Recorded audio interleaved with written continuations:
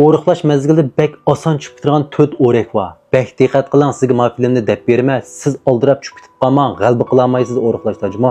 Men 85 kilodan 71 kiloga tushib bo'ldim. Ko'rib yiqingmi hozir qiyaptimni.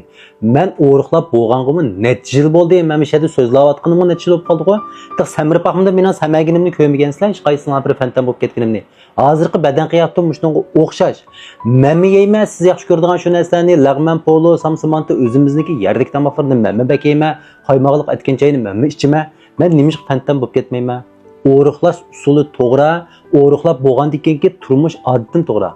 O'riqlagan o'quvchilarimning rasmlarini bakchiq chiqaryapman, ammo do'stlar jamligiga qarab bir ko'rib boqsangiz bo'ladi. Mushu o'quvchilarim qo'ygan talabni sizga hozir qo'yay, mushu 4 o'rakni deb beray, bir tal yurak berib saqlayvering, ha. Birinchisi, kechki tomoqning o'rniga meva-chevalar bilan qiytiqni meva salat yeydigan odatingizni endi tashlang. Asos oshning o'rniga mevani almashtirma degan ishni qilmang. Mevami yaxshi narsa, uni yeyishimiz kerak. Ammo bir kunda yegan mevaning miqdori taxminan 150 gramdan ishib ketsa 200 gramcha bo'lsa bo'ldi. Bizga yetarlik shu mineral moddani qabul qila olamiz. Ammo uni bir vaqt tomoqning o'rniga almashtirishga bo'lmaydi. Chunki bir vaqt tomoqda qarang, go'sht bo'ladi, u degan oqsil, sayko'k tatlar bo'ladi, unda har xil vitamin, mineral modda yemak talasi bo'ladi. May bo'ladi, sifat yog', u meva ma'nosining o'rnini to'liqlay olmaydi. Balki shu kraxmalning o'rnini azroq to'liqlab beradi, ammo u kraxmalmi bizniki yoshimizdagi muhim energiya manbasi. Shuning uchun cho'qim bir vaqt tomoq yeymiz, uning o'rniga meva almashtiradigan ishni qilmaymiz. Mevani ataganlik nashliqqa bir hattal yeb qo'ysangiz bo'ladi. Ikkinchisi, bugünü cıxyavasam navada, əyətligi bir gün açlıq ilan qıyıtıplam qısam yani işinin bo'lmaydi o yani oruqlaylaymağa degan xiyalda bo'lmang ha. Siz mush xiyalda bo'lgandan tatib, hamon bir günün boyun boşu bo'lib ketsiz. Bugunmi cıxyavamang, yoqtirdigan narsani uchrab qolsa, yang ama açdimi cıxyavamang. Nemish qilsiz bika-bikadan cıxyavilib, ət o'zimni qutqizib olaman deb qutqizolmaysiz, xotirjam bo'ling. İshtahas turaqsiz odamni hech kim qutqizolmaydi, cho'qim boyun boşu bo'lib ketsiz. Üçüncüsü, tamoqdan keyin qiytiq ichadigan ishimizni qilmaylik.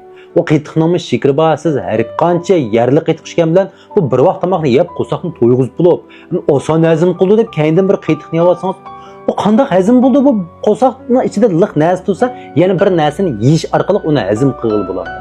Bu quruq gap, uni hazm qilish uchun shu siz suni jiqroq ichib qo'saqni oshroq qo'ysangiz, bu bakrak hazm bo'ldi. Gapim tushunib bo'ldimi?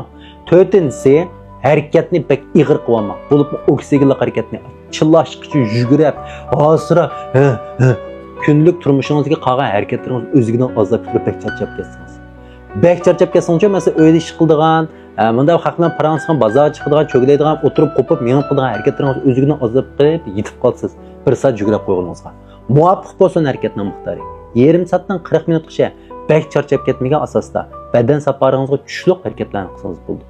Sizin maxsus o'rg'iladigan bir harakat yo'q bu dunyoda. Musha harakatni siz o'zingizning badanini qiynamay, xalqan bir harakatni qancha uzun vaqt davomlashtirib ma'nolansangiz. Bu yerga uzun vaqt degan gap kunda bir azroqdan qilib bera olamiz degan gap. Bir qitimning o'zi 2 soat, 3 soat uzun qilib degan gap emas, shuma. O'zingizni charchatib olmang. O'riqlashda eng muhimi o'zimizni oyishimiz kerak. Anda o'riqlayotganligingiz boshqalar demang. Yo'shirin bo'lsin. Hech kimning ko'ngil bo'lmaydi-ki. Ota-onangiz ko'ngil bo'ladi. Ammo sizning o'riqlayotganligingizni bilsa, men sizga ko'ngil bo'lganlar oldirtadi sizni. Ko'ngil bilmaydiganlar tatlab baqadi, aniyam do'qadash, maniyam do'q deb sizga tatlab baqadi. O'zingizning reyting bekadim buzib ketdi. Hech kimga demang. Chunki billa g'ayrat qilaylik.